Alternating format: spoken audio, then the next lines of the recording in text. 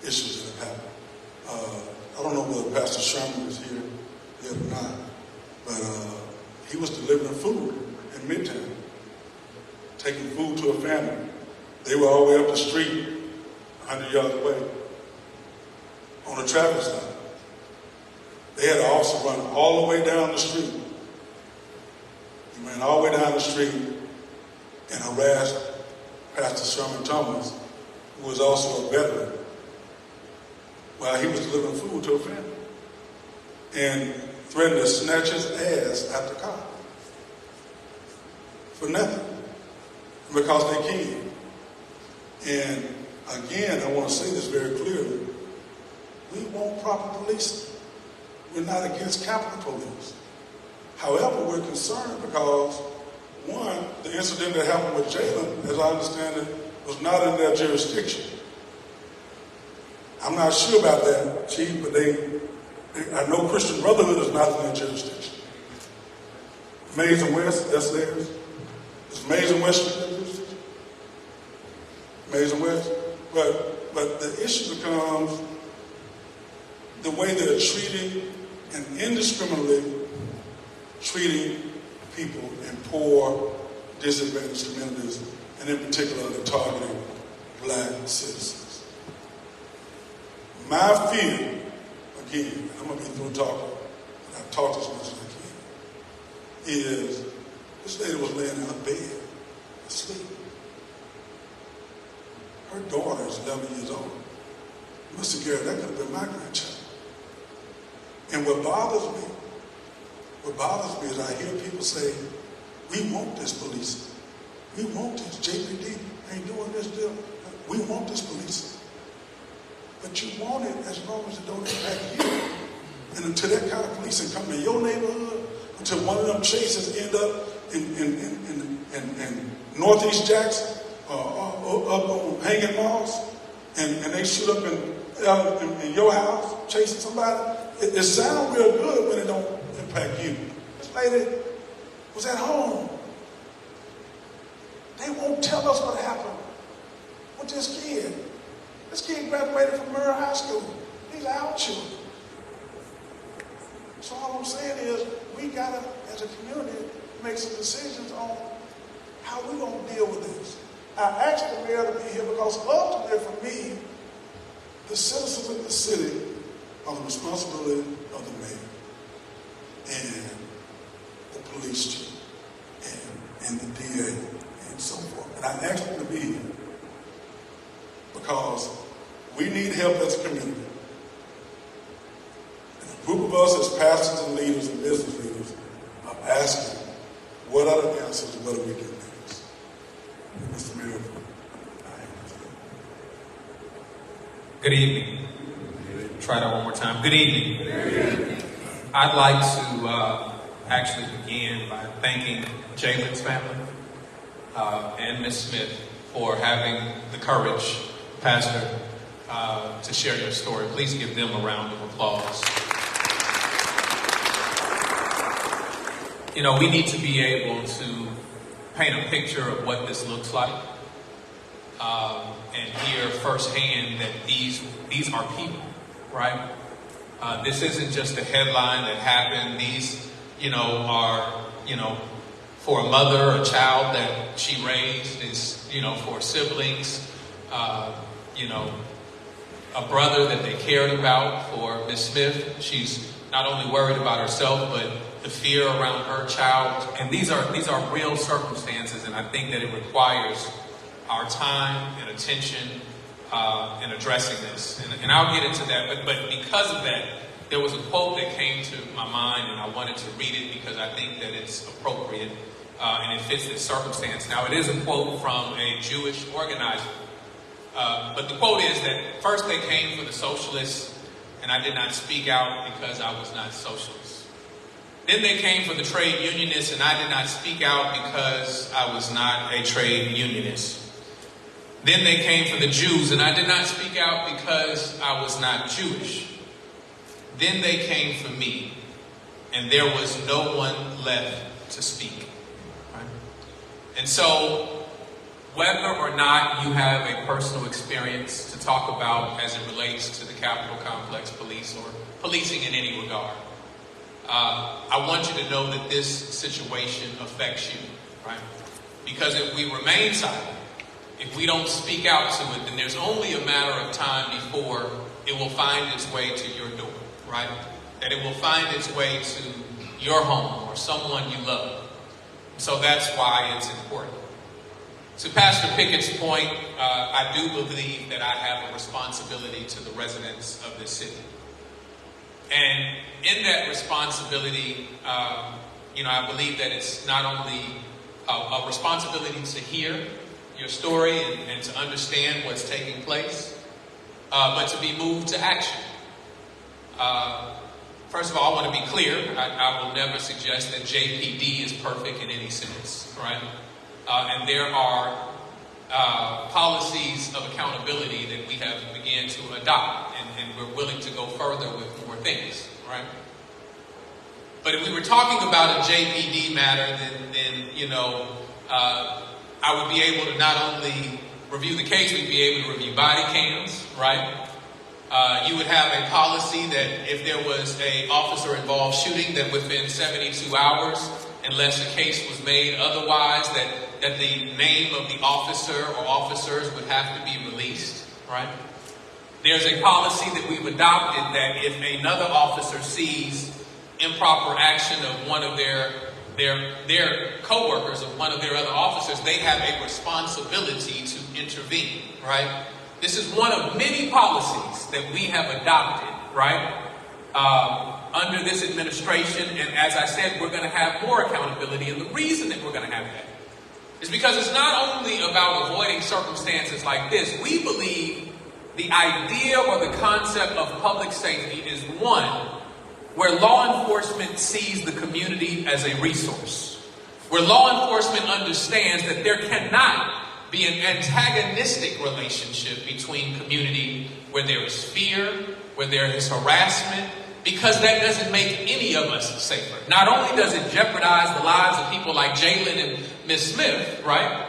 But it means that community who's closest to the solutions, people who know where the problems are surfacing in their community because they live next to them each and every day, don't feel that they have a relationship to law enforcement where they can share information that can bring those dangerous circumstances to a conclusion, right? And so it's a problem that keeps giving. Harassing community, in essence, never makes us safer. And that is why we have to have this strong relationship with community, and that's important. Now, I told you that it's my responsibility to not only hear, but be moved to action. And I told you what are some of the steps and some of the things we've done. I see the district attorney here. He can tell you about cases that we have referred to him out of our policy for him to look into, and they have prosecuted some of those cases, right? So I told you what we would do if it was a JPD matter. This is a different circumstance, and it is a bit more troubling because we don't have direct responsibility or any sphere of influence over the Capitol Complex Police. I can't give you a clear line of accountability that the Capitol Complex Police has. I can tell you that former JPD officers have communicated that they feel that they have free reign as a Capitol Police officer to do what they want to do because there isn't the level of organized or structure that we have in things like JPD. As residents, it hasn't been clearly communicated to you. Who do you take your complaints to? Who do you speak to? Where do you get the answers that you're looking for? These are issues that we have to talk about. In addition, while we're talking about the Capitol Complex Police, and I'll tell you one thing that is troubling, to know this data, that the Capitol Complex Police in its current form or the way that they're moving now really have only been on the ground, in essence, for a few months, right? And within that short period, I'm not telling you they were created a few months ago, but they just started bringing on more officers. They just increased their patrol. They just expanded their area of policing, right? Or started to put it in action. Within that short stretch of time, they have had more officer-involved shootings than JPD, then the Clinton Police Department, then the Madison Police Department. All of us combined, they've had more shootings to take place, right? Without getting into any specific case or specific personnel matter, I can tell you that there are members now of the Capitol Complex Police that won't be accepted back to JPD because of their files. That won't be able to come back to JPD because they've had a history of trouble. But yet they're able to join this police force that has no accountability to our residents. That, can feel that they have free reign to do whatever they choose to do. Lastly, I want to say just how far back this concern goes for me. I'm looking at Hondo Lumumba in front of me. And Hondo was a part of a group along with myself before I was mayor. Shortly before I even decided to run, where they were talking about the creation of the CCID, the Capitol Complex Improvement District. And, there were promises of money to go towards infrastructure, to fix roads within this, prescribed area. And everybody was, excited about the potential of new money. But as we looked deeper, we saw what they were trying to do. They were talking about creating a separate magistrate, meaning judges you didn't elect, judges that don't have accountability to you, that would be able to prosecute cases within the Capitol Complex Police District. Then they put this non-specific language in there to say that additional monies, this is what gives the Capitol Complex Police their funding, is that in that CCID legislation it says we can give more money to increase fire and police protection. Now, on its surface, it sounds like, hey, you're going to give more money to JPD and the Jackson Fire Department for them to do their work. And that is exactly what they were not specific and vague about intentionally. Because instead of giving it to the pre-existing police department, they decided that they would give it to their own police force, that they would allow to do what they wanted to do, right? When you elect me as mayor, that means that I have accountability to you. And if I do not remain accountable to you, then you know what you're going to do, right? You're going to make sure. She made certain to say, yeah, that's right? But you understand what the next step is to remove someone who's not accountable to you. We have a real dangerous circumstance in front of us because there is no clear line of sight in how you address this. So I wanted to make that clear. I'm going to remain in a position of listening. I want to say in order for me to advocate, and that's what I can do, I can advocate to the state legislature. Other elected officials, some of which are in this room, can advocate about what you're hearing from community, right? And I believe that they will do that. But we need to make it clear that this isn't, Chokwe's issue with the Capitol Complex Police, right? We need to make it clear that it's not just Pastor Pickett's issue with the Capitol Complex Police. And so it needs to be evident that community is rising up against the lack of accountability that exists here, right? And so I want to encourage you now. I'll march with you. I'll do press conferences with you. I'll fight with you in any way. I come out of a family of organizers, so I know how to organize, right? But we need to make certain that we're doing it in the most thoughtful way, that we get the desired results that we want to get. Whether that starts with a petition where you petition me, you can petition me as mayor to speak out about the Capitol Complex Police. Petition the governor, petition the state legislature, because right now they're trying to expand the district and I won't say no one, but this conversation is not being lifted up to the extent that it needs to be lifted up yet. Thank you.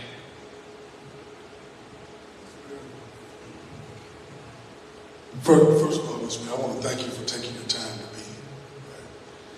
One of the things that bother us, and I want to show you that this is not, and was never bothering me, Pickett. What I did was, I told my friends, I'm going to get out front, and I'm going to talk, and I'm going to talk about it. And I'm going to say some stuff that I don't want y'all to be attached to. And Bishop Kruger would vouch for me. I told him exactly that, and I was going to wait. And so there's a group of us that have been meeting to talk about this. And I want those guys to please stand real quick so everybody know it's us that's talking about this and dealing with this. Would y'all please stand real quick? So we've been talking about this, but we needed to create an understanding that this is serious stuff. And we can't wait until an 11-year-old girl gets killed. We can't wait until another 25-year-old boy gets killed. We got to act now. Okay? And it's that kind of serious. We have the DA here, and I wanted him to share, and then we're going to open up the floor for questions. Chief, we want you to share, if you will. We did invite the Capitol Police leadership. They have agreed to a meeting with Bishop Kruger and I and a couple of them and a couple other people at some point. But we don't want to do that until we understand what our city is doing. Because in reading the law, and I'm not a lawyer, but in advising from lawyers is they are supposed to work in concert with local law enforcement. They are not authorized to do what they've been doing based on what the law says. Whether that's true or not, I don't know. I got that from a prominent attorney. So, DA.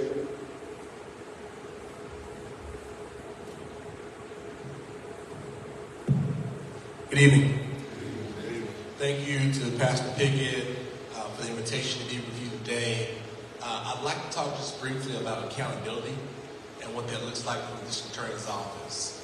In 2020, when we were first sworn in, almost immediately we got calls from the Jackson Police Department, from Chief Davis, Deputy Chief Hearn, asking us to review a file involving a police who discharged his weapon or had been in an officer-involved shooting.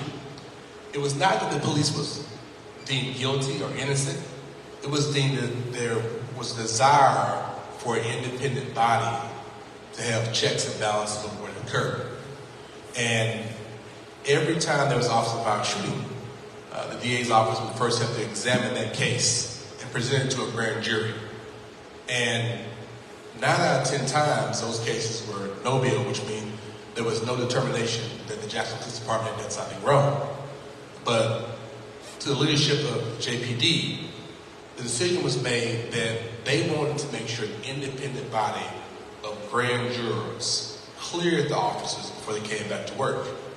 And the reason I didn't understand the importance of this, Chief, but it really created the integrity that they were willing to let independent people judge their actions in such a way before they went back to work. And in 2021, 2021, the law changed. It changed where the DAs no longer had independent jurisdictions over police shootings. So what that means now is all police shootings are now judged by the Attorney General's office. So it took all the autonomy away from your local district attorney. And that was purposeful. That was purposeful because some district attorneys didn't want that desire, that inability to be fractured between the police. But it was also purposeful because very few district attorneys are willing to hold police accountable because we work so closely together. My job is not to be a friend of the police, but my job is to take the cases they give us and make sure we prosecute the people who do wrong in our communities. And that means that the wrong is done by people in our communities or it's done by police themselves. And that has changed so much over the last year because I don't believe that our friends in the legislature appreciated it. By taking that autonomy from us, we were giving it to someone who was not from our communities.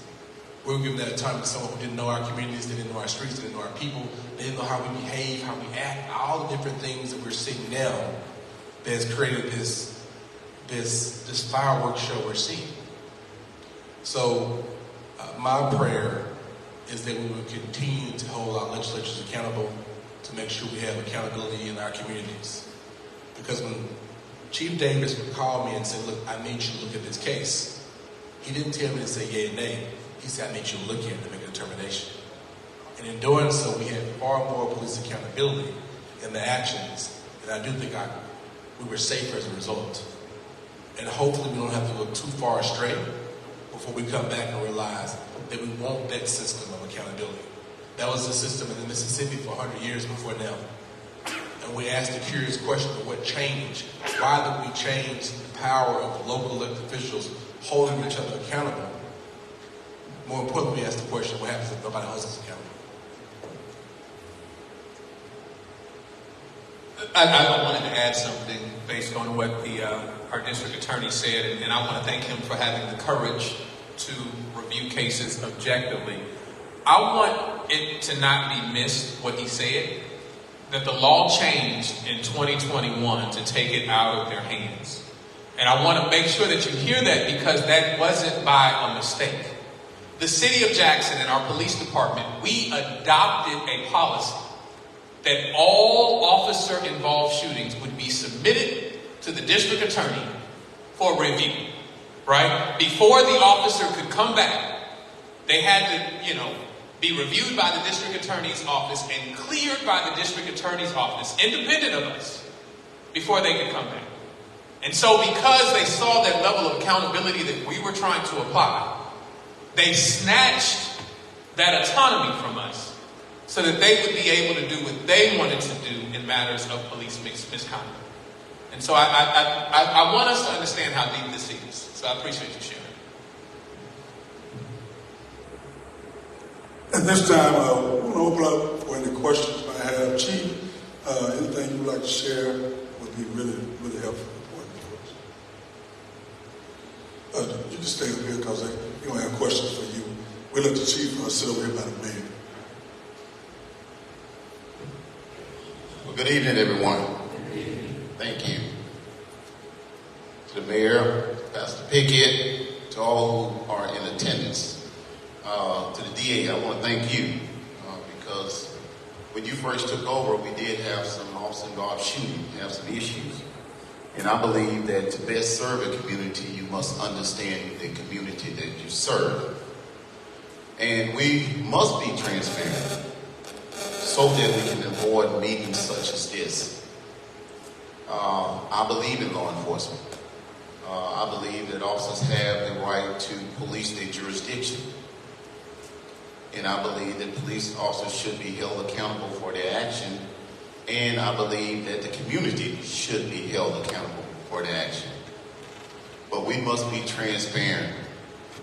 One thing about with JPD, if the community have an issue with JPD, we have had town hall meetings all over this city. We have had meetings in the council chamber to address the action of JPD. Everyone should have that accessible to their police agency if they have jurisdiction policing. And I want to commend these individuals for coming up, talking about some of these issues that you have.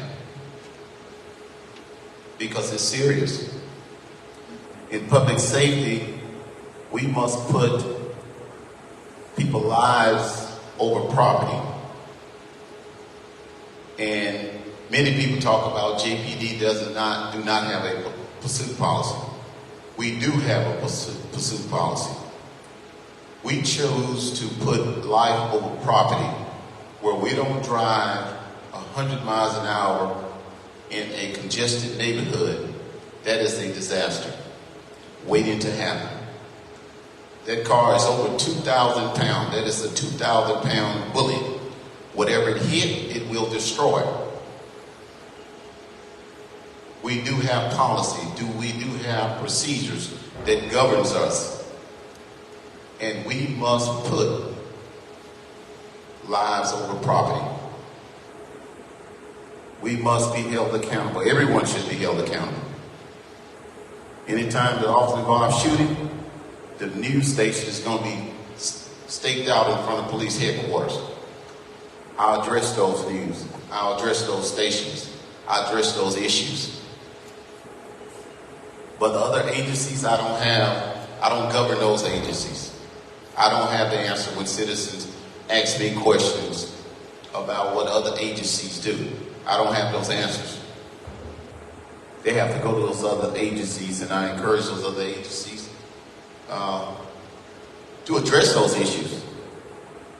If you enforce the law in your community, talk about why you enforce those laws.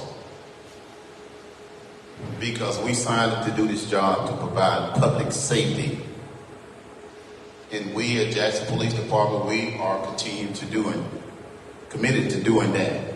And we will address the problems that we're facing in our community. So, thank you.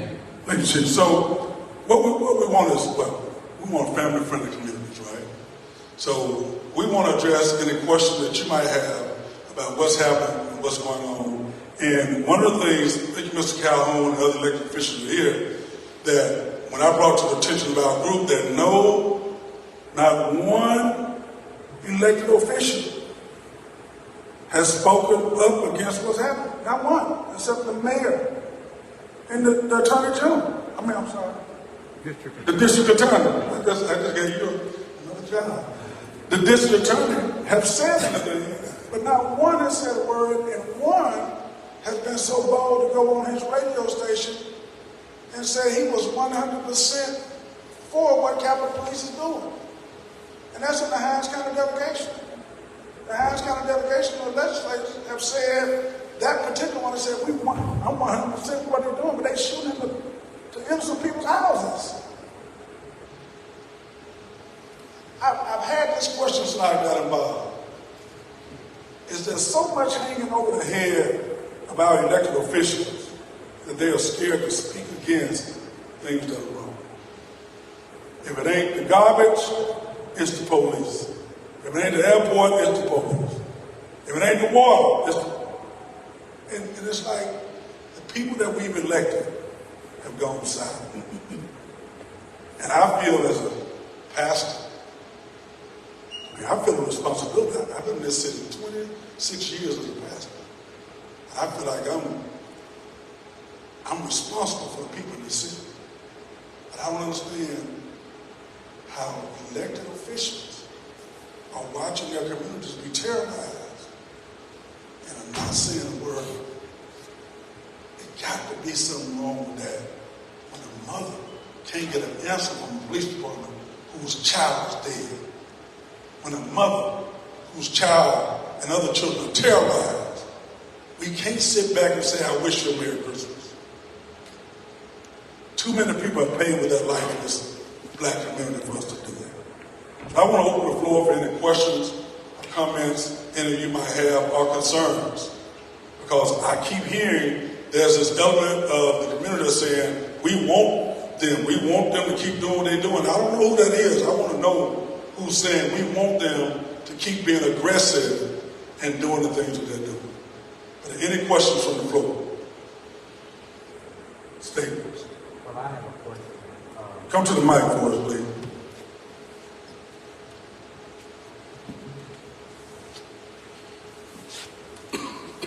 To piggyback up on what the mayor said, JPD is not perfect, but trust and believe in JPD was to show up on the scene, they would have killed Jalen Lewis. And correct me if I'm wrong, it's against the law to follow any car with your lights off.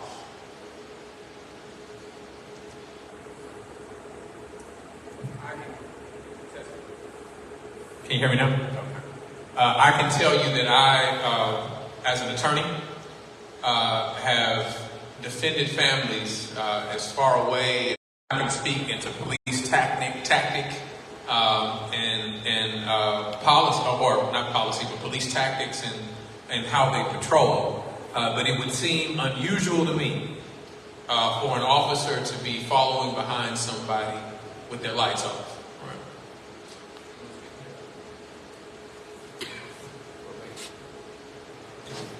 Thank you for your question. We have policies and procedures that governs us. So I don't know the policies and procedures that in that incident. But like you say, we have supervisors, commanders, corporals, chief, assistant chief that looks over all our complaints.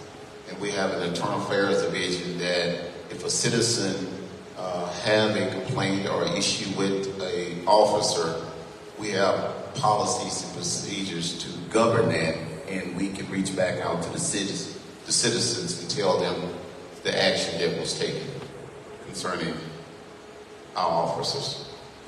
And can I ask you this? When JPD did come to the scene, Capitol Police sent JPD away. Well, it's their jurisdiction. They have the right to police their jurisdiction. Chief, I know this is going to be an ongoing thing, and I'm sure that's something that can be fought out in court. But based on the law that I've read and has been given to me, is that ultimately the power is in the hands of the local municipality, and they cannot enforce things within a local municipality. I'm not a lawyer, I keep saying that.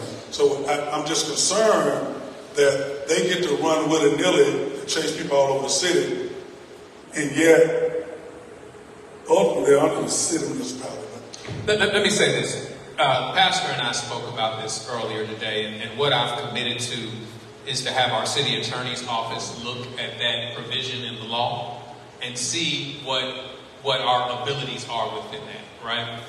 I will tell you that none of our city attorneys to this point have seen that as an ability to stop their jurisdiction. However, I think that we can look deeper into that. I won't get into all of the litigation. I won't litigate that right now.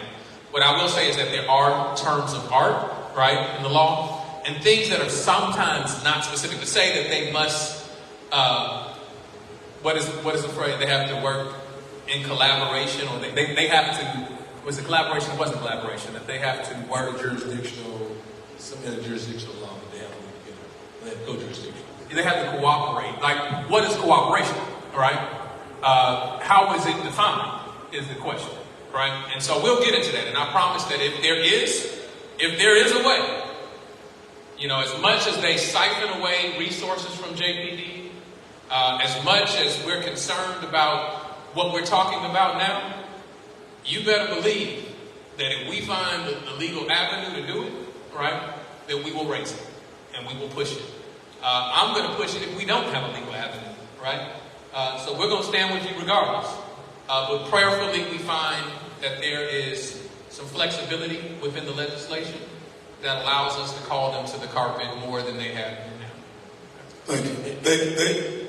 They called JPD to come when they shot the lady over, and I'm just going to get down with it. They did call. They wanted JPD to come over to Christian Brotherhood, and they done shot at this lady's house.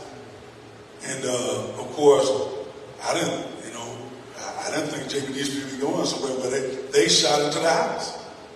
And it's like they're trying to pass the buck over to JPD. I mean, there's something wrong with this picture, and I'm trying, this is the first time I've ever done this. And I'm not known for being professional. I'm known for being candid and real. There's something sick about this. And somewhere we got to get some about ourselves to say, okay, we want you, but we got to get some law and order. We got to get some rules and regulations. And Pastor, if I could chime in with a little pushback. Pushback? Go ahead. Pushback a little bit. The district attorney's role is to call balls and strikes, right? So whether it's Clinton, Byram, our Capitol Police, they're still bringing cases to the DA's office. And as we saw throughout the country, we had such an increase in homicides of almost 80% in Jackson due to a lot of variables, including COVID, including schools closing down, including so many different variables, mental health, so many conflict resolution issues we had in Jackson. And what we've been trying to do is educate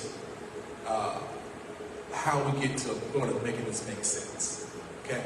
So right now, today I think I spoke to the Capitol Police Chief, the Assistant Chief about this event. Invited both of them to be there. Hope they could have attended. They had some conflicts. But wanting them to be part of the conversation, wanting to be part of the solution is something that we have to evolve and to appreciate, because they're here to stay. And they have the resources. I only have, Mayor, 6 investigators in my office. In the last 90 days, I've lost 3 to Capitol Police. Okay, so I'm really short-handed, Chief, and I've actually talked about stop stealing my people, because we're training them to be effective. And you're bringing cases back to me, so how can I prosecute cases without your people? I think what we have to find, based on our Christian experience and based on our organizing experience and based on our legal knowledge, is how we all can work together, how we can educate them as they're new to our communities about how we understand their presence here, but also how they can be effective and not have to have conversations like this. Because I can tell you that I've been called to murder scenes by JPD in the middle of the night. I've not got that call yet from Capitol Police, right? But because I hadn't gotten it, I wouldn't get it. And I think that our challenge as leaders in the city is to continue to push back and educate those who are going to be here present. That their goal is to expand, I believe, to 500 officers. I believe that is the current allotment for JPD. I think they right now have 150 pins. So they're going to be in our city, and they're going to be impactful here. We got to continue, Pastor, to foster these conversations and make sure they're at the table. This morning, you told me that they were at a city church event, the Councilman Stokes had, and you thought that was important. And I think we got to continue to include them if we're going to get there and make sure they know that our community demands accountability, our community demands transparency, and we got here to the mayor's policies because this is what the people want. And we have to do what the people want if we really want to be safe. Because if we're not going to do that, then the community will hate the police and we'll never be safe. Right? So I've looked at ways to have this conversation as we continue to fight about resources and goals. But the goal of all of us, and certainly hopefully Capitol Police as well, is for a safer Jackson to exist. We all want that. And I've always thought that we have to focus on what we share in common before we look for the divides. And to the mayor's point, a lot of those brothers and sisters are from JPD. I imagine at least half our chief are from JPD. So they know these streets. And all because you go and put the uniform on doesn't make you different. All because you might have a different salary or different autonomy or different structure doesn't make you different. And that's my prayer, because I know everybody that left my office and went there, they came from JPD. They came from JPD at some point in time. Jermaine McGee, Derek Jordan, Jasmine Haynes, all the detectives of JPD that are now Capitol Police. And they serve the DA's office well, and I hope that those individuals have enough integrity to continue what they've done, and I actually know they will. And I think when we focus, again, what we share in common, which is having these conversations. In fact, Pastor, we probably shouldn't have them be like this unless they can be available. 3 of them and 3 of us always at the table, making sure we focus on our common interests and our common hope for our community to be safe.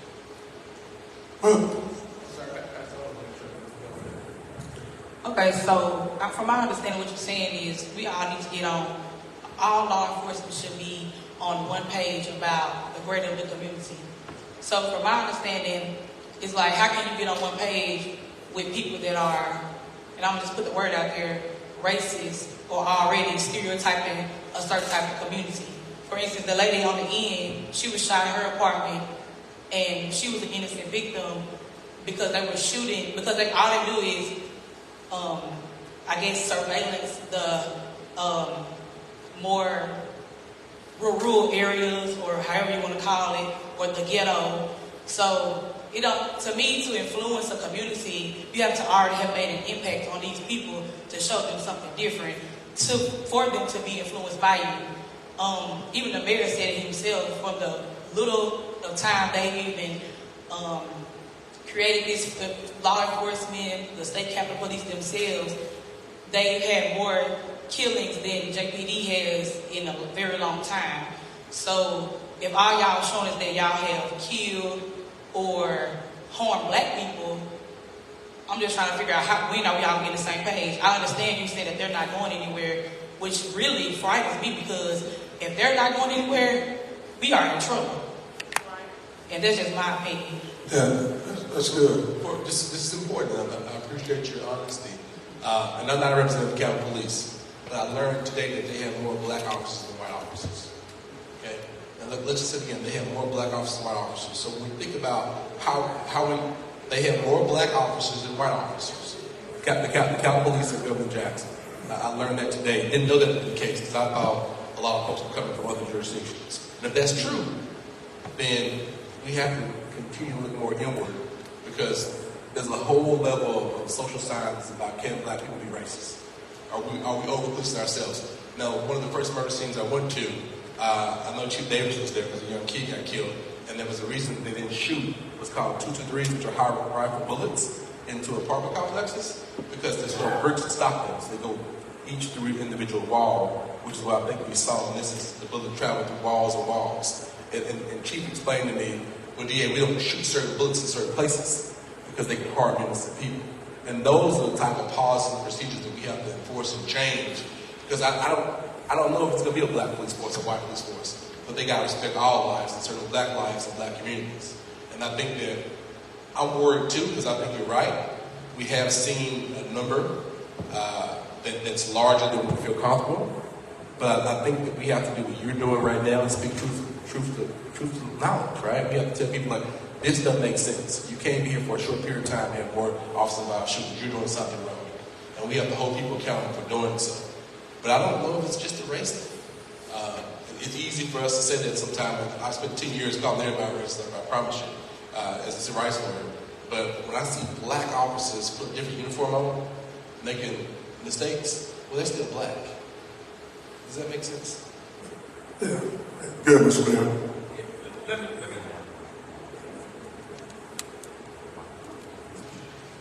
So first and foremost, I'd like to encourage our families to continue. As we're having this discussion, I want y'all to speak up, right? Don't allow us to dominate this conversation, because y'all have an experience. So I'm going to defer to you before I say what I need to say. Go ahead. Well, I do have a question as far as accountability, and I understand what you were saying about the black police officers, but black police officers did kill my son, and I guess that's what we're looking at. That's what my daughter was saying. Accountability, me knowing that these men that killed my son, or whomever they are, why are they back working? How is that being held accountable? And even when I heard that they were on administrative leave with pay, also, how does that work? Because I can cause trouble on my job, and I get sent home, and I'm not getting suspended with pay. So why is it that you can take a life of my son, and go back to work and go play with your family and your friends? With pay. With pay. So, and that's the very thing we're talking about. Go ahead, Mr. Mayor. Yeah, so let me, I can answer your last question, right? Just because of our experience. And people often don't understand this when we deal in JPD with an officer-involved shooting. The reason that officers are always suspended with pay or on leave, they're not suspended. Suspension means that you've been found to be in violation of something, right? And I'm going to explain this in your circumstance.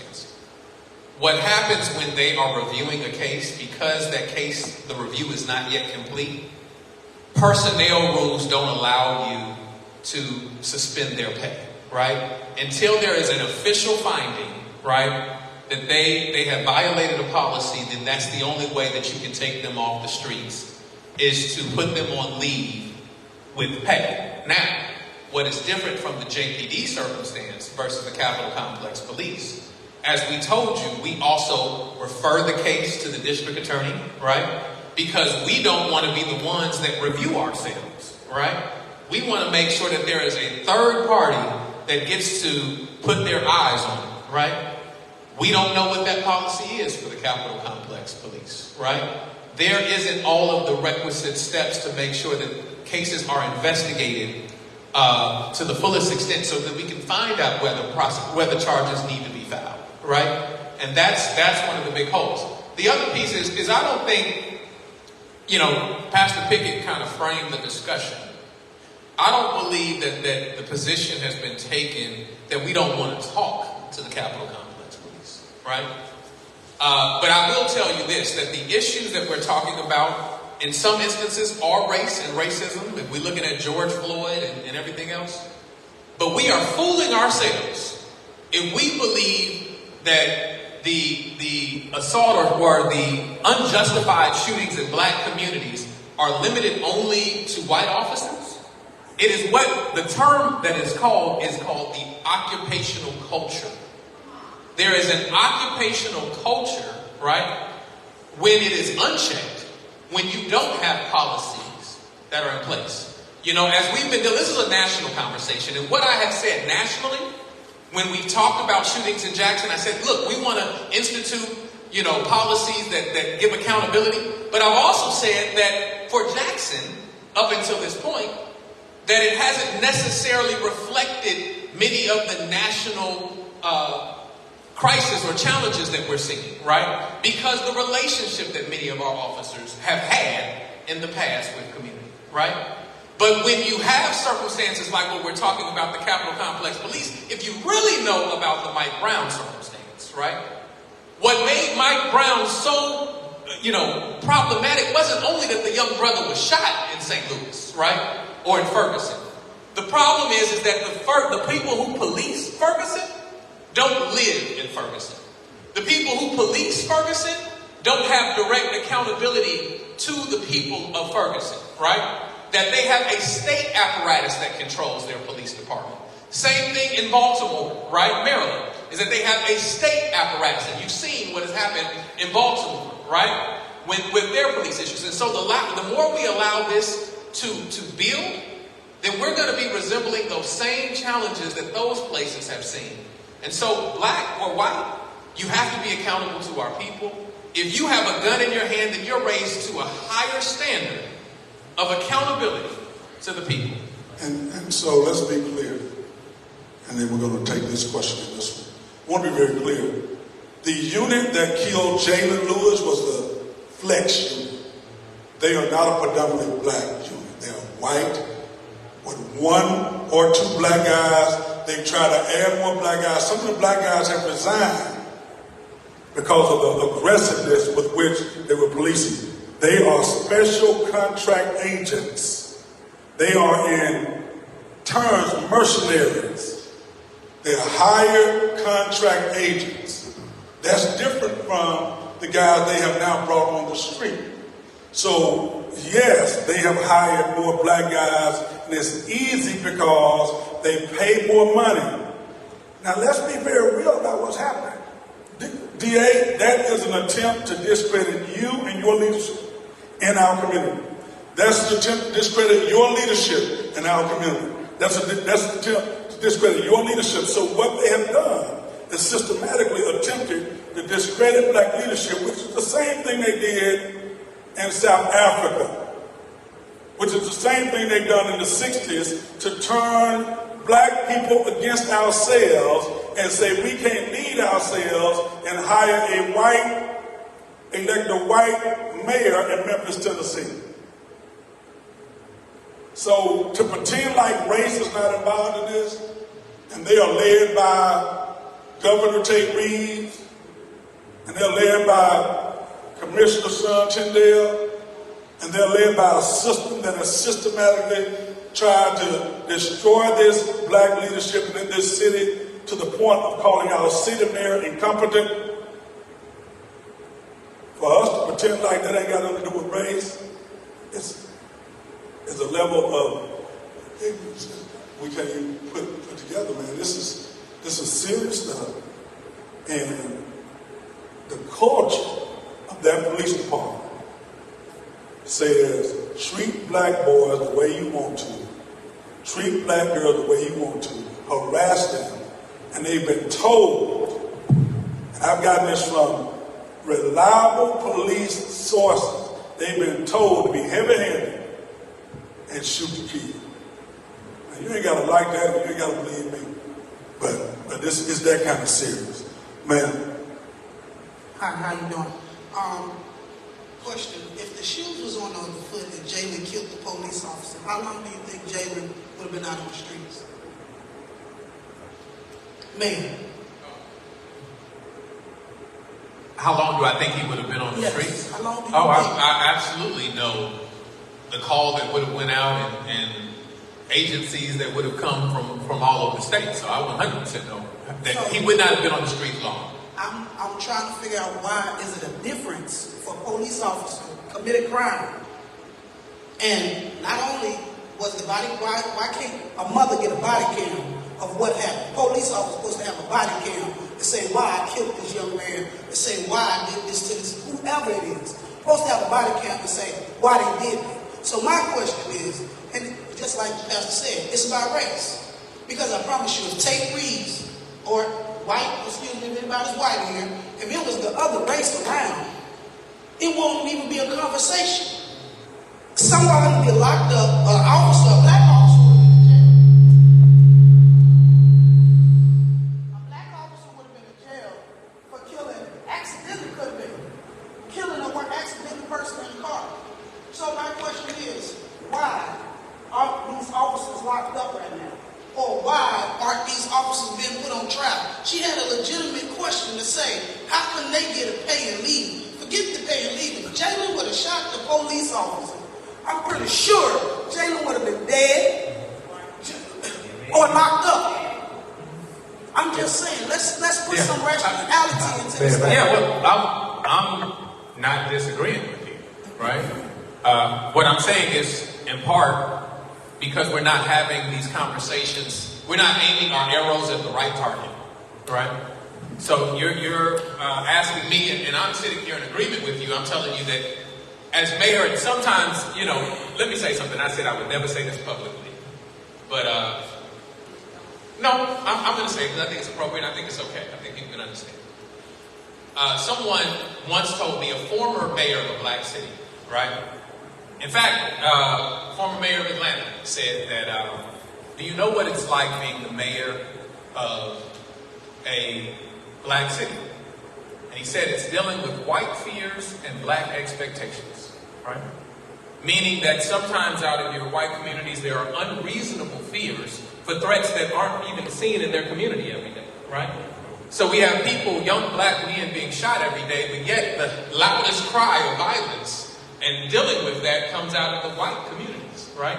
When they don't deal with it to the extent that our communities deal with it, right?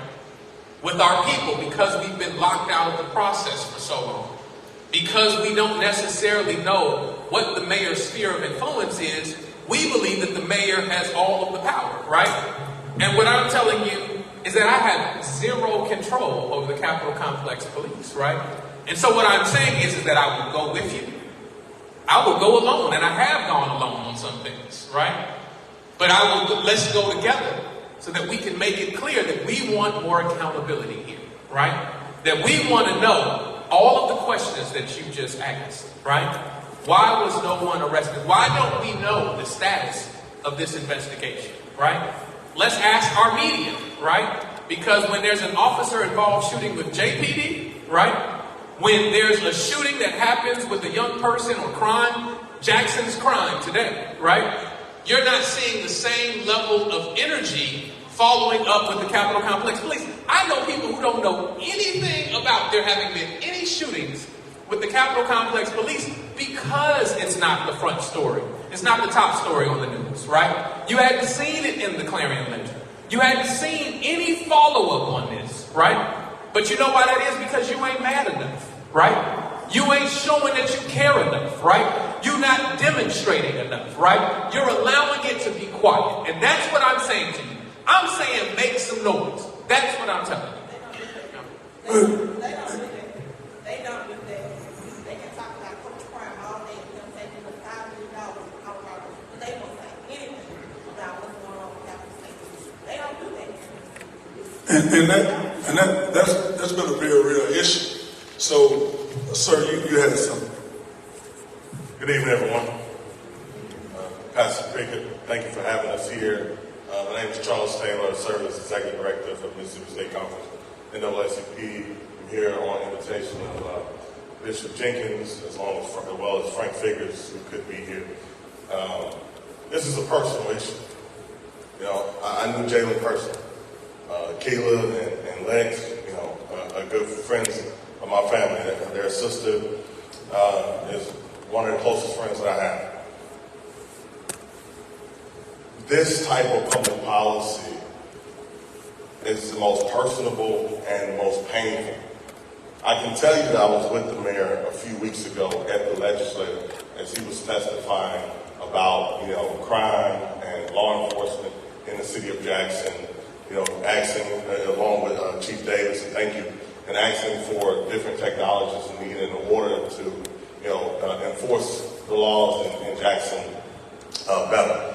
The thing about this is a couple things. One, growing up as a black man in Jackson, Mississippi,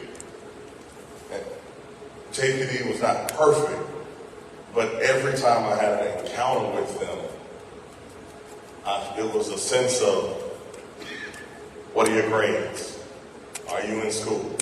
What are you doing? And in some instances, I was doing something stupid, and they said, look, we're going to let you go this time because it's probably going to cost your mother more than it's going to cost you. That was the kind of relationship with JPD. And when I think about JPD now, a lot of the officers I went to high school with. These are folks that I go to church with. But when it comes to Capitol Police, I am terrified. I'm terrified because I drive through their jurisdiction every day.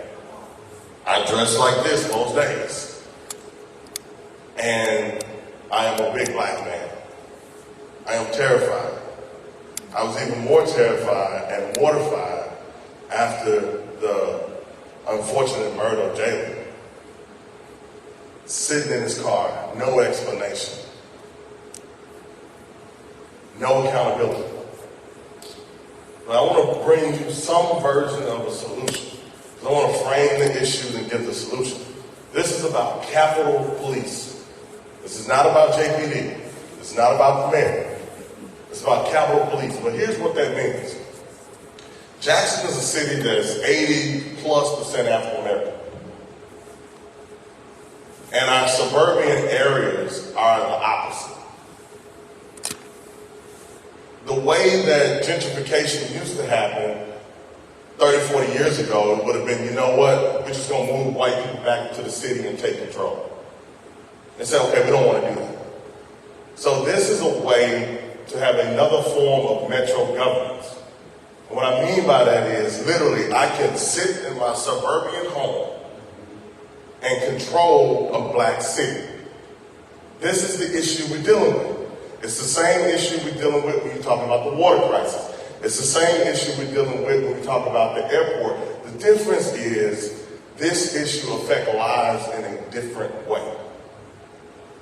The reason why we had this testimony, because I was invited by Representative Chris Bell to talk about Jackson and crime, etc. But the reason why they even set it up is so that they can line it up to say, well, Jackson residents asked for more policing. I want to be clear about that. Now, I'm the only person that testified that looks like anybody in this church outside of the mayor. The other folks that had testified said Capitol Police are amazing. I feel safe. I've never felt this safe. Capitol Police are not terrorizing them. You're talking about 500 new officers. Put that in context, and Chief, if I'm wrong, please correct me. JPD currently has about a little over 300 policemen on patrol, but it's 250.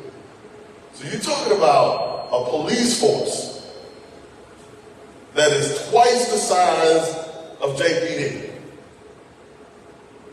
with no accountability. The folks who vote on that are in the legislature. You have members of your Hinds County delegation who's going along with this. Now, we can't control the entire legislature, but we can control what the makeup of the Hinds County delegation looks like. So if we want to focus it there.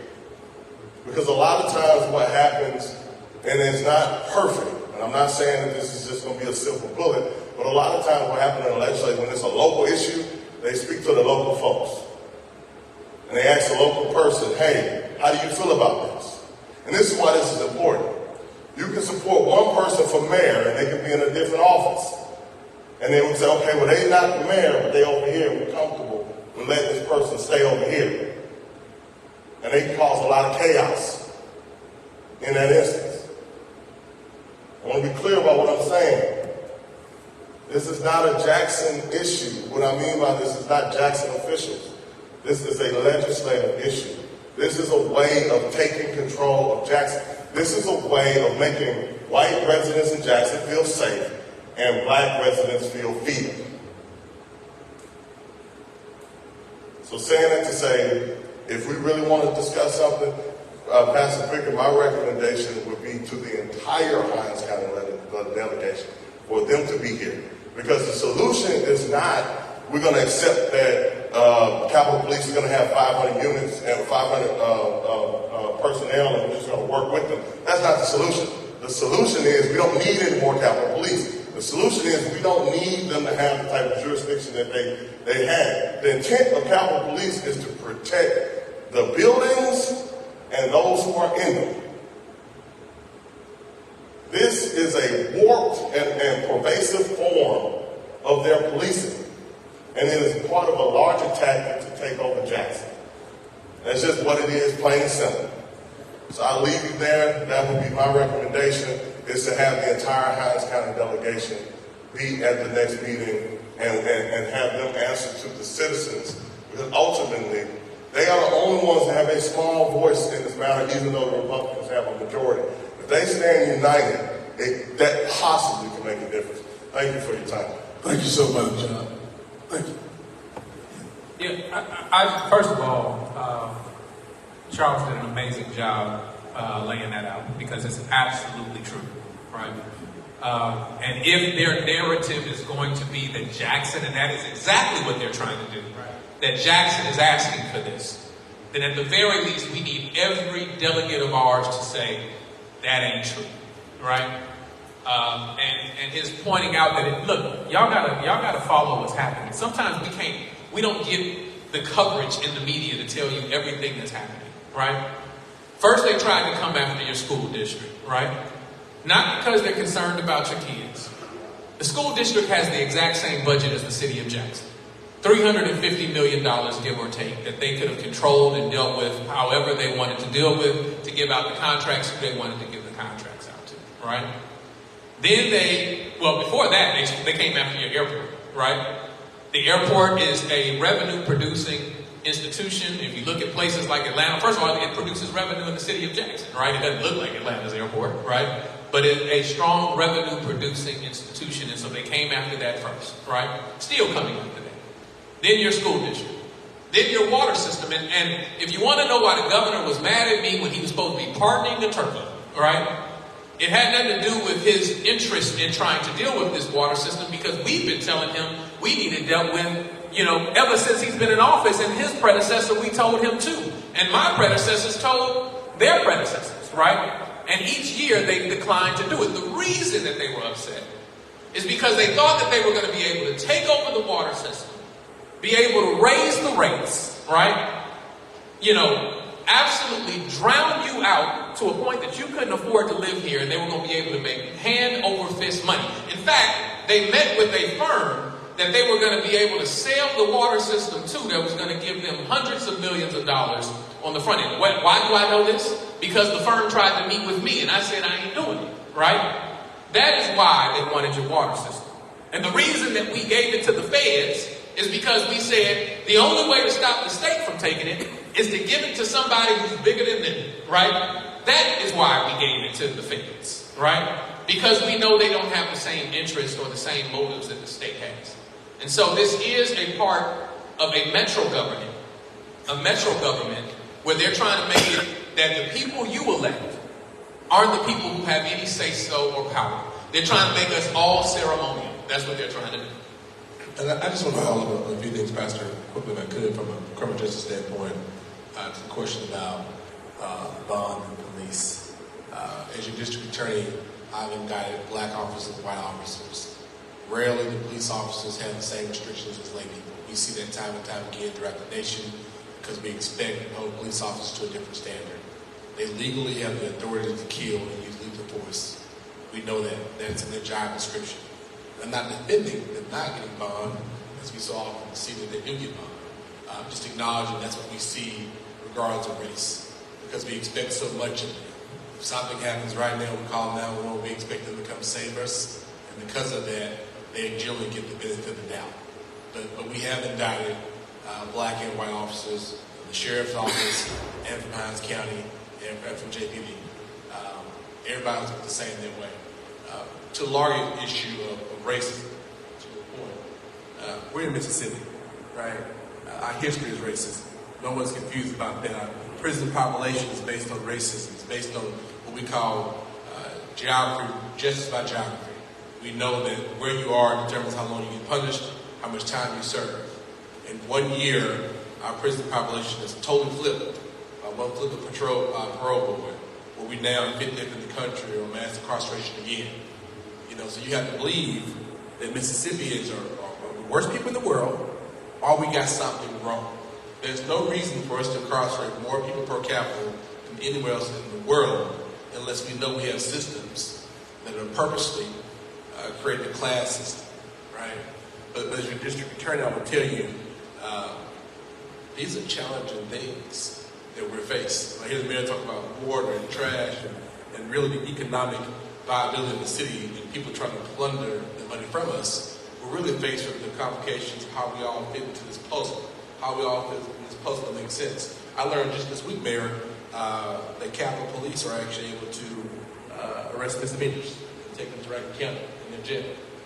And of course, we know that system of pay-to-play prisons, cash bail systems are something that further touches people in that system, keeps them there forever, right? So our challenge is to create the violent crime and deal with it appropriately, but look at the root. Mr. President, to your point, again, pushing back, because I've been trying to figure this crime thing out for 3 years now. I'm really struggling to figure out how to get there in my role as a DA. And what I've learned is that per 1,000 citizens, one officer is the best practice. So I want more teachers, and I want more police. I want them to be compensated appropriately. I don't want them over-policing, right? I don't want them targeting certain communities, but I realize that when I look at the number of detectives that we have working homicides, in Jackson, it's not sustainable. It creates so many issues. I think about my backlog and the challenges I have on moving cases through, and people feel like the system works for them. It's not sustainable. Over the last year and a half, we worked with the legislature to bring more judges to Hines County.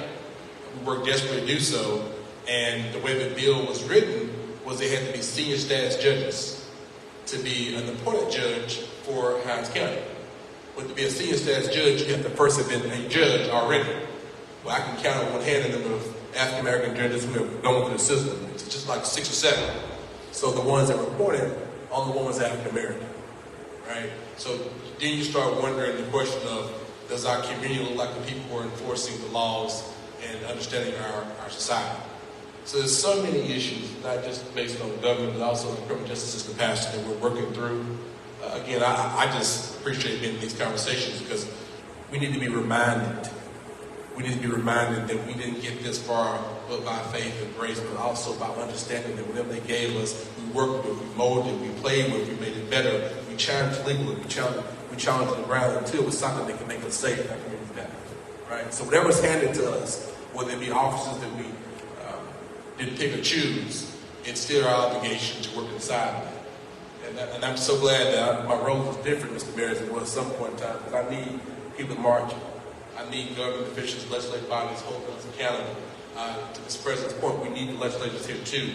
But you also need DAs to get this process too and understand that we can't just throw people away.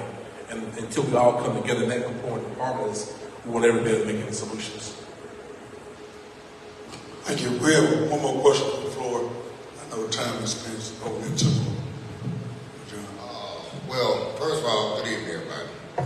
Man, just being real, we gotta get off our asses, man. Because we know that some more people get killed, man. It's gonna be kids, it's gonna be our people, man.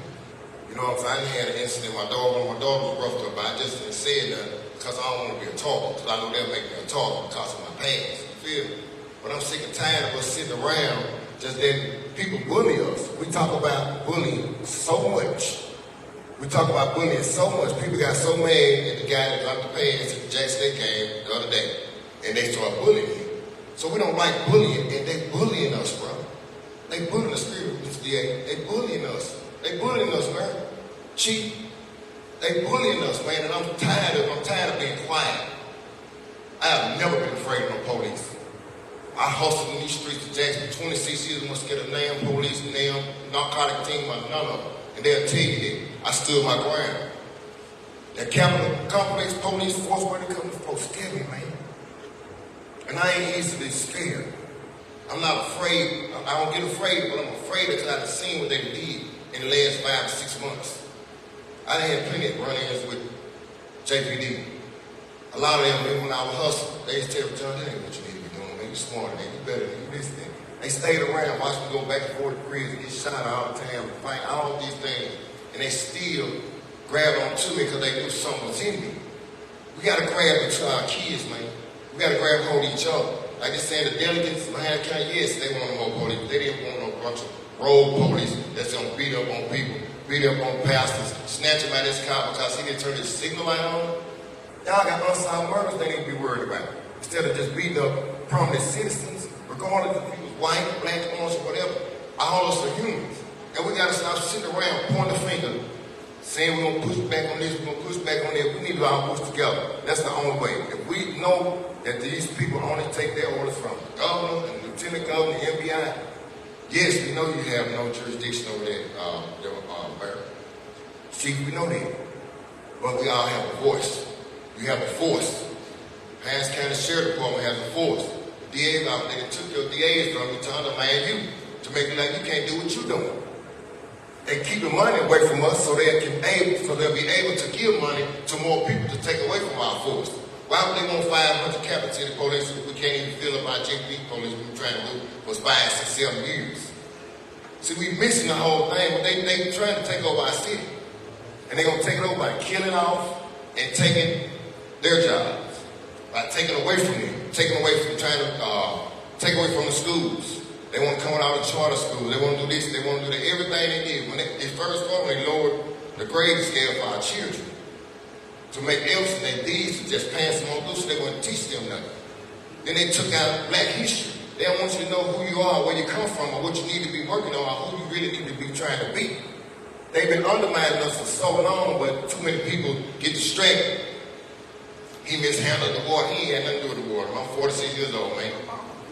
When I was young, when I was 42, we used to drink out the faucet. And it was cold, ice, and real good. And then he didn't have to go in the house. You see what I'm saying? Before he became a girl, I been stopped drinking out of the water because it changed. The creeks changed. The can man on Banner Street dumping all the oil and all the things they want to do, and all the creeks been changed. You know, so it's bigger than just the capital city police killing and beating up black people. It's our city and our community that's going to lose, y'all. We're going to lose more than just funding. We're going to lose more than just officers from JPD going over there because they get them more money, and then they get over there, guys, by their rules. Yes, you're a great leader. You talk them well, but when they get over there, they got another leader that tell them, damn, forget all that. This is what we on. You either going to do this or we're going to take this money back we gave you. You know what I'm saying? So we got to understand, y'all, that this is very, very serious, man. And I know, y'all that don't know me, I'm not a person that's easily scared by nobody.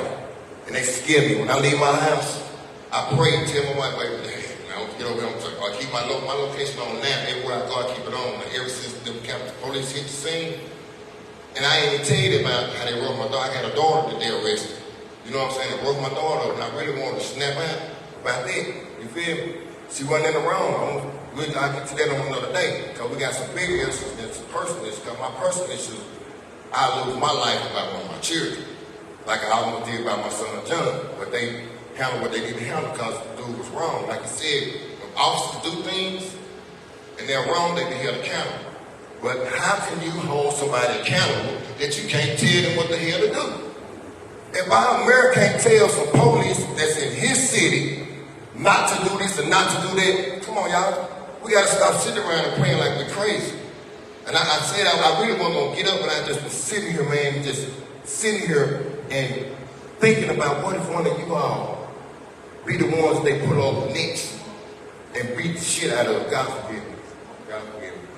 Forgive me because I'm upset, man, because nobody, and I was the one that told him that none of our elected officials said nothing. He just didn't want to say it. But I the one told him that 3-4 weeks ago.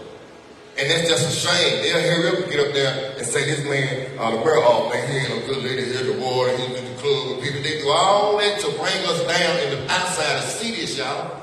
And now they stepping in on us. Now they stepping in on us. Now they got us back into the wall. Back our whole city back in the corner. It's not just the mayor by himself. It's not just the chief by himself. It's not just our DA. It's all of us. Our whole 200,000 people in the city. All of our walls are backs against the wall.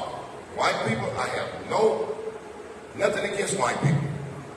Nothing against no other race of people.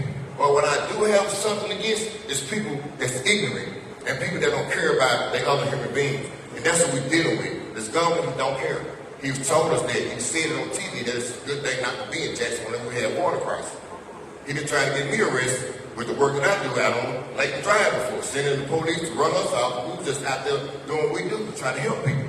You know, so it's a big issue that we all need to stop just acting like we don't know what's going on. If you don't know what's going on, you need to get with some of these people up here. Some of these people over here and everybody that's up in here need to get together and get more and more people involved in this. Because if we don't, it's going to be some more innocent lives taken. And I knew her son. She don't even know that I knew her son.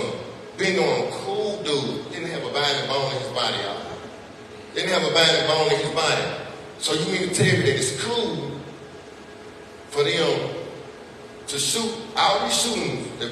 Correct me if I'm wrong. Who shot at the Capitol Police? No one. Who shot at them? The people that killed. Has anyone shot at them? No. See how everybody don't know nothing.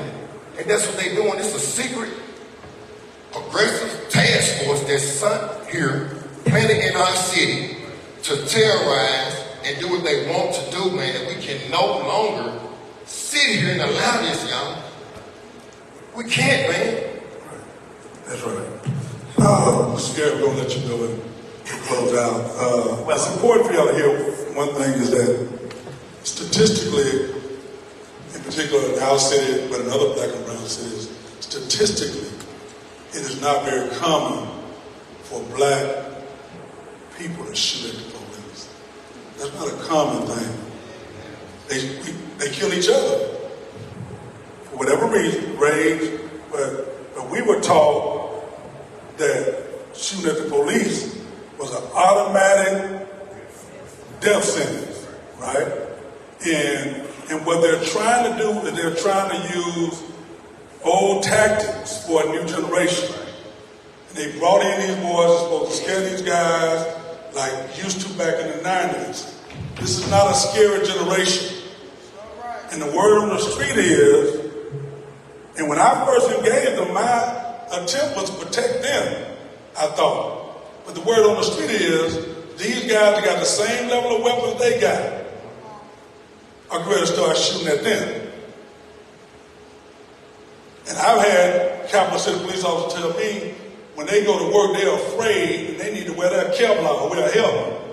Because that unit is going to have all police officers being targeted by a generation of people that ain't scared. They ain't scared. I want every officer to go home say, what happened down in Bay, St. Louis, Mississippi? What happened down there? They've been all over the news. They go to those meetings, they talk about that, but in their own city, they ain't talking about it. But there's something wrong with that, because they talk to that lady 30 or 40 minutes. They're not trained professionals to do mental health counseling. What was going on in and out of that room? See, there's a lot of unanswered questions that don't like, look, we got to deal with this stuff. But they jump when it's in their community. But here's what we got to do is stand behind each other. When the DA takes the chance, and when the mayor takes the chance, and when the chief takes the chance they're taking right now, we got to stop. He's going to be mayor in 2025. No matter what, right? So whether you voted for him or not, we got to stand behind the person that's going to be mayor until 2025. If not, they divide and conquer. And as they divide and conquer, we lose. According to the law, and I asked you, DA, can I read this before you say what you're about to say, is according to the law, here's what it says, DA, but I think the big question is whether or not we're going to stand behind you on this. And this is what the law says.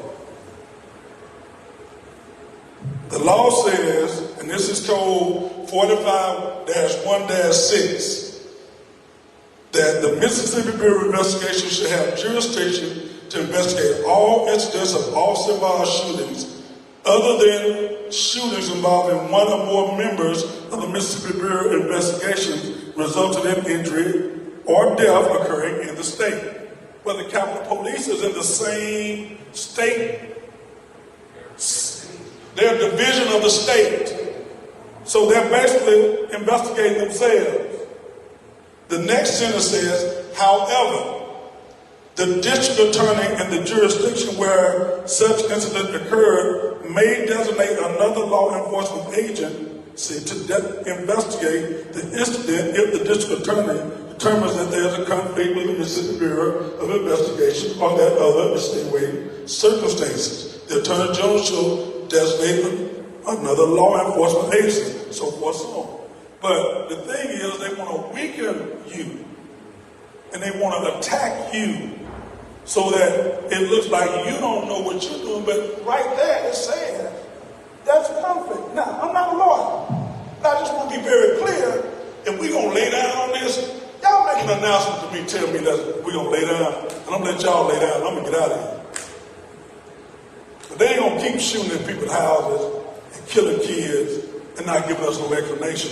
We just going to lay down and say, oh, they're here, they coming, they getting more territory. No, we're going to raise hell. And they ain't talking about violence, and they ain't talking about burning down nothing, they ain't talking about shooting nobody, or none of that. I want to make that clear. But we got to raise hell. We got to get this young generation out here to raise hell. We got to march down these streets. We got to make a decision. Either we're going to lay down and let this happen, or we're going to stand up and straighten our backs. Do you understand? This is something they've been doing for years. Do you understand that black minority contracts only get 0.01% of all state contracts? 0.01%. They starving us, and they bullying us because they got the money. They hiring the police officers because they got the money. They appropriate more money to them because they got it, because our vote ain't saying nothing. And there's something wrong with that picture. Come on, Mr. Gary.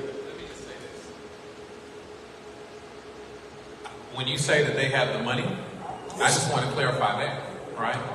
Because the CCID isn't just state funds going to pay for that. That actually comes out of a higher percentage of Jackson tax revenue. So they got your money is what they have. Your money specifically, that is what they pay for. That's what pays for the Capitol Complex Police, is your tax dollars. Only Jackson residents' tax dollars are going towards the expanded coverage of the CCI.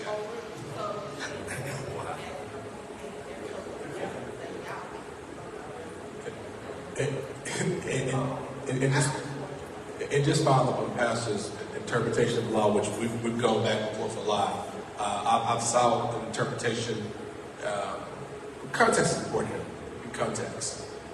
So when the mayor first was elected, and this is before I was in politics, he wanted more police accountability and transparency.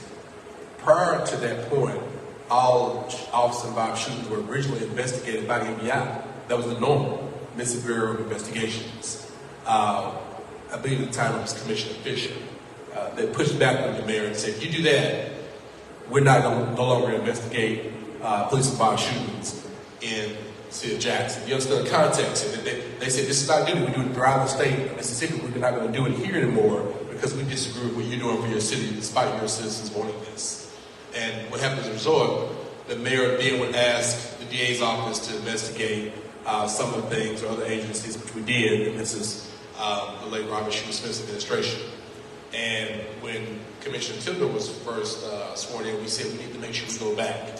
We need help because it's JPD and the district attorney's office works hand in hand. It's not fair to ask us to investigate very people who we actually have to prosecute. Again, history is important. So we worked this system out, and I've actually talked to Commissioner Tyndall about the law you read, the interpretation of it. And the belief is that we actually can't call for these independent investigations because MDI and Capitol Police, while all under the Department of Public Safety, are still viewed as separate entities despite all being one department.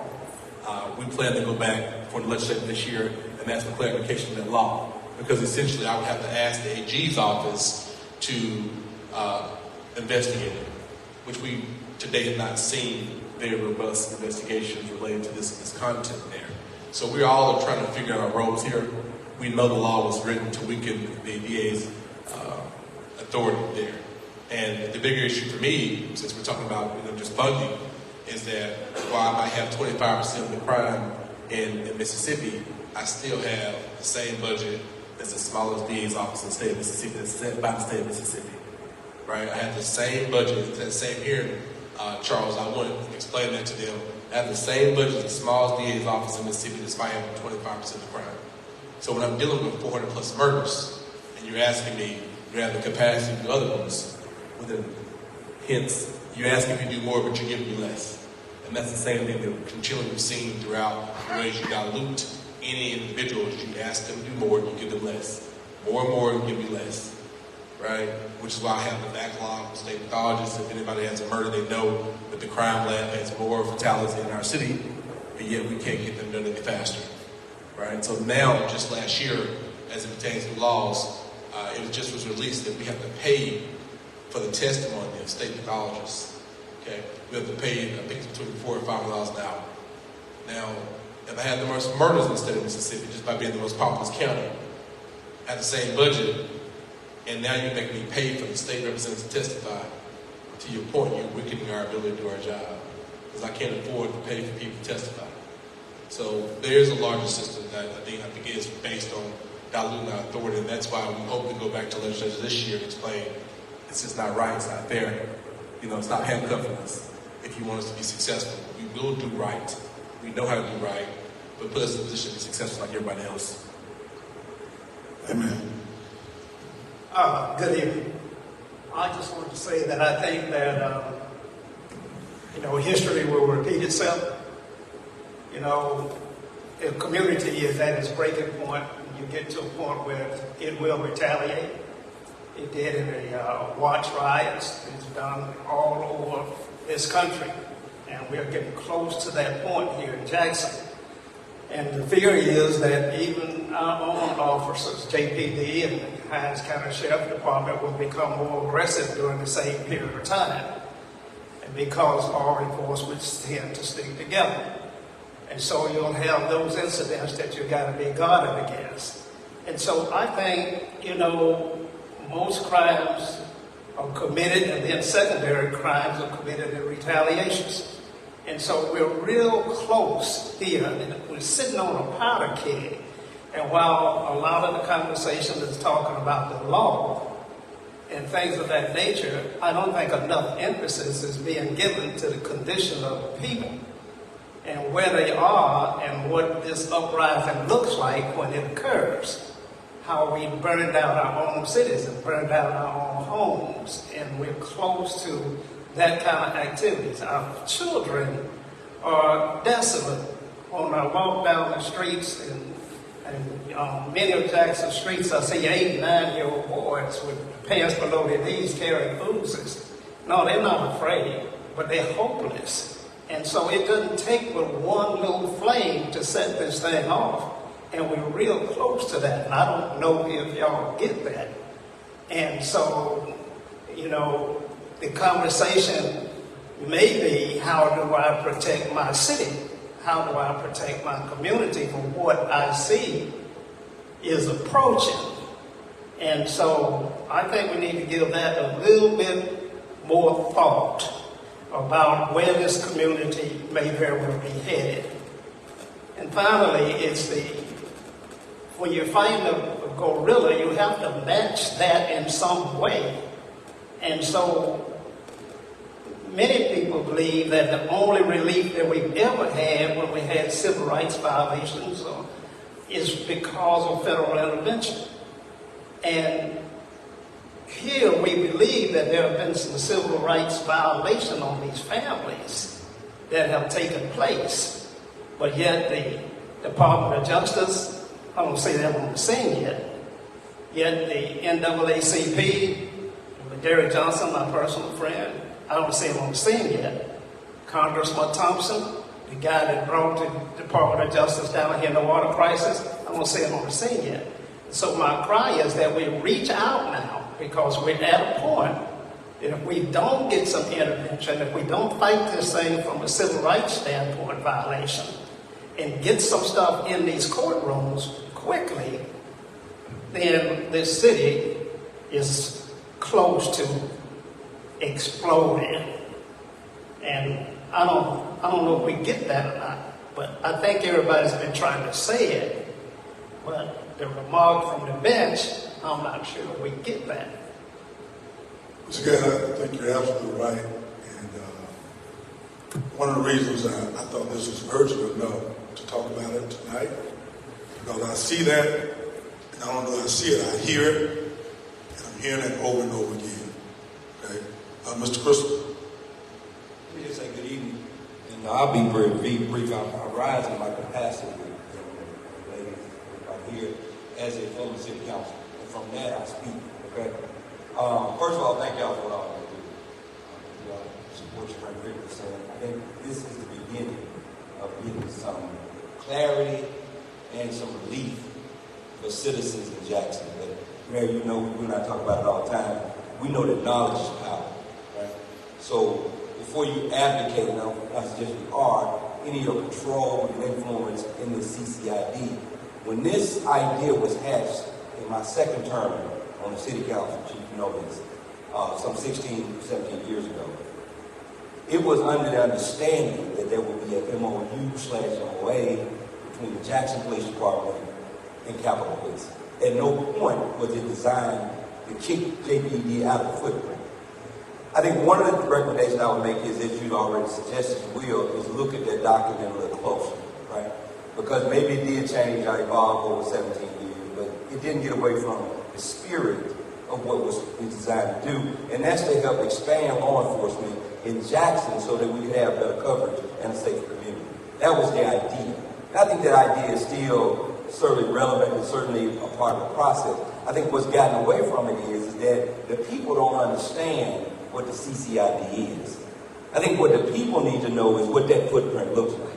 And then we need to make sure, Chief, that they are remaining in the footprint. Because one of the things I've seen as a citizen in the city is that sometimes you see Capitol Police beyond the footprint.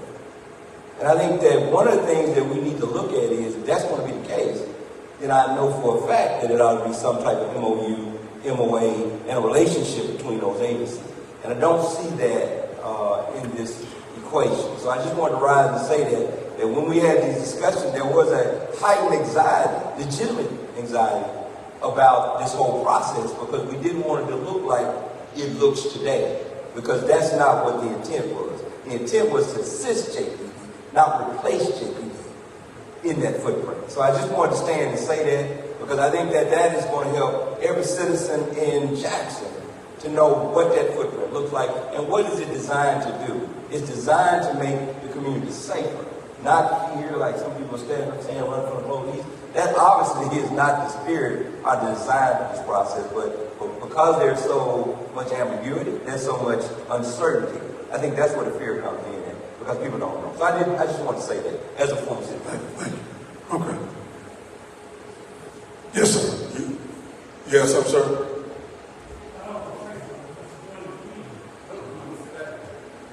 I just wanted to clarify something. You know, you was talking about how they got minorities or people working for this Capitol Police. Let me tell you something that happens.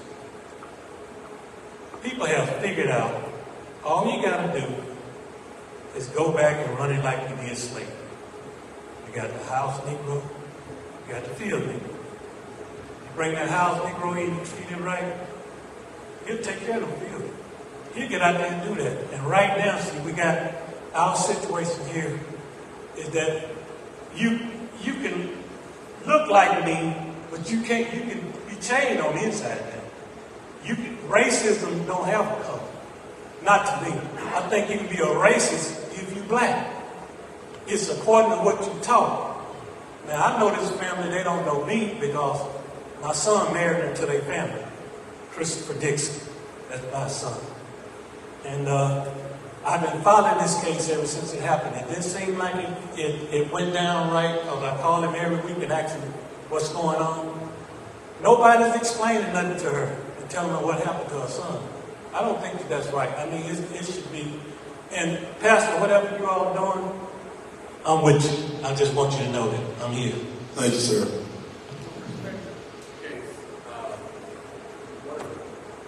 One of the limitations you have, unfortunately, as a DA is you can't speak about cases. And it's the hardest part of the job, that the rules of professional conduct prohibit speaking about the case. There are things that I've been told about the case, and as I'm asked the expedite of the interviews, of the information to the family, that I want to confirm myself. Some of that stuff is important to put out there. But you can negatively impact the case by saying stuff. So it's oftentimes years where I can't speak about a case because it's not what you can show, it's what actually the evidence supports, right? And there's things and tests that take time. And I also knew a young man, Jacob. He touched my office, and we identified some opportunities for him to have second chances. And the pastor supported that. We looked at the young man from our community, and we always give second chances. But I will say this, again, you're absolutely right. The Willie Lynch theory is real and alive. We've seen it too often, and I hope people understand that. But I will also, again, not trying to push back, but the second in command of Capitol Police came from office. I don't know a better man when it comes to judgment and character. And that's why I call when I have a problem. I had an issue just last week where a young lady called me, and she said, Mr. Owens, I was pulled over by Capitol Police, and I felt I was propositioned. And I was propositioned, and I had no choice but to give my phone number to somebody. And I immediately, outraged, called Capitol Police and said, this can't happen in our community. This can't, you need to figure out what's happening. Here's the officer's name, and I will tell you what was represented to me from the young lady was not accurate. And I'm going to be committed to holding them accountable as much as I can. They have opened the lines to me. In fact, the pastor and I are setting up another meeting with their leadership for all the answers this family's not getting, he's not getting on behalf of his family. And I assure you, enough of us appreciate the history of slavery to know that we'll get out before we sell out. Thank you. Thank you for being here, dear. Bishop. When Bishop is found, we're going to get out of here. I just want to, first I want to thank you, Mike, for having us tonight. Thank you for bringing us together. I want to say to the families that are here, as well as everybody else here, I want you to know, particularly for the ministers and the pastors here and a lot of the business folks that we've been talking, that we're here because we're concerned and we're committed to work towards solutions. I just want you to know that, okay? And so we're not, we're not inactive, okay? We're here committed to bring change, and we're going to do that. Thank you, Bishop. Mr. Mayor,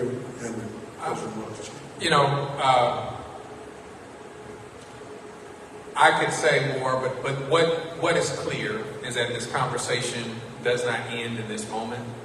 It's one that we have to continue, but I don't want it to just be what we call an academic conversation, where we just sit here and talk about the problem, talk about the fact that something needs to be done, but we don't have some clear outline objectives of how we're going to attack this problem, right? My biggest critique is, we all got upset about George Floyd, right? Now, what can we substantively say has taken effect in the wake of George Floyd's death? We rioted. I think that some people took notice because there was riots. Trust me, as mayor, I'm not encouraging that, right? But after that moment, right, did we really have just a moment, or did we have a movement, right? And so I just want to throw that caution out that let's not just make this a moment. Let's make it a movement towards change and making sure that not only do we hold the Capitol Complex Police, we continue to hold JPD accountable, but then we also identify a community relationship which makes our city safer in every regard. From police violence, right? From violence that we inflict upon ourselves, right? I don't usually like associating quote-unquote black-on-black violence with a conversation like this because I'm against any ill against my community, and they both deserve their separate and distinct discussions, right? And when you throw one out in the midst of the other one, then people don't really hear all of the merits about the other issue that you're dealing with, right? But let's talk about how we do that. I just want to thank you. I thank you, Pastor, and I actually give him a round of applause for being persistent on this issue. I know that when we first had our conversation, I was doing a world tour just about because I was always out of town. And I want to thank the family again. I want to thank you for your willingness and your courage to have this conversation. And we don't want your loss to be in vain, right? And so we have to make certain we don't want your experience to be in vain. And so that is why it's our responsibility to keep it going. Well, thank y'all so much. I think one of the reasons that it happened the way it did, because the common tendency in our community, Mr. Garrett, is something happens, we get upset, we talk loud, we march, 14 days later, we through talking about it. They have become accustomed to that. So I deliberately did not want to call it forward yet, because this has to linger. We cannot stop talking about this until we get solutions, okay? One of the key things is the very first thing we want is accountability and answers for the cases that we're talking about. That's number one. What NAACP president said, phenomenal. Legislative change takes time. People get killed in the street today. We got to deal with that today. Okay. 2, we got to demand all footage and body camera footage. The reason they are being so difficult with me is because I got the video from the store where they harassed my son. Praise God. So they couldn't make it up like they tried to do. But they kidnapped that kid and did what they wanted to for 3 hours to him. And they collaborated with 6 other officers to do it. And our community is so jacked up, people was mad at me because I'm talking about, the only reason I'm talking about is because of my son. We become so accustomed to not having fathers say nothing. When one says something, he crazy. Well, I'm going to be crazy about my son. And I looked at Jada like one of my sons. Right? But this lady over here could be my sister. That could have been my niece. That's the way we got to look at this. I told Miss Lewis when it happened to Jada, the only way I can be involved in this is I got to treat it like he's my son. And somewhere in our black community, we've lost the elders. Look at everybody's children like they're theirs. We got to get back to that in our opinion. We've already contacted the Department of Justice. Mr. Garrett, Benny Thompson, Congressman Thompson, I want to give him his prop. You know, he up there dealing with January 6th and all that, but he gave me direct orders on what to do at 10 o'clock at night. He said, this, and this, he's going to run it through, and DOJ is coming. That's what his promise was, and we're moving that. We're actually going to meet with DOJ. So that's going to happen. And we know that's the process. But immediately, we got to sit down with these people, and Chief and Mayor, I don't know how y'all work all that, but we really need the sheriff, the chief, government, and all of us sitting down, because they got to get some kind of MOU on what we're going to do. Because the law enforcement is going to have to be consistent. And I know that's difficult, but that's something we got to make a demand on. Because if not, when John Knight gets got the police, there's something wrong. There's really something wrong. We got to do something about that. Something really wrong, right? But we gotta make those kind of demands. And I don't want to mix these issues. I know there are a lot of issues. And we know we got crime in Jackson. But there are people, do you understand there are organizations that are fighting crime head up and fighting against violence? But you know what Take Lead does? They turn them down for money that was free money that they could have given to the rapid response Poor People's Campaign, Strong Arm to Jackson. They delivered it. These people are in the streets every day dealing with gangs and stopping violence. They're doing it for real, right? So when people want to move the issue, well, Pastor, you're talking about police violence. What about black on black crime? There are organizations fighting it. The civil rights movement was successful because we had different groups of people fighting on different fronts. One of our main fronts is you ain't gonna be beating out people and killing our folks. That's whether you JPD, HCSD, whoever, MHP, or nobody, but right now, Capitol Police one doing it. And we got to stand. And all I'm asking our people to do, let's stand behind our current leadership. Because when they make that step, they get attacked. And they trying to find ways to destroy black leadership. Okay? So thank y'all so much for being here. There are no further questions. Our next steps are this. We're going to let DOJ, we're going to meet with DOJ. We're going to get through Christmas. Okay? As soon as Christmas is over, we got to be ready to work. So we're not off on the Monday after Christmas. We're working. Amen? We're working for these families. We're working for these families. This lady ain't been able to go to work. She got a bullet in her arm. We need to help her so her Christmas can be right. A bullet in her arm right now, that's right. That's real stuff. And she don't know what the effects of that bullet is going to be long term. She can lose use of her arm. Those kind of things we're not thinking about. Attorneys are filing, we call it. The attorneys are filing, yeah.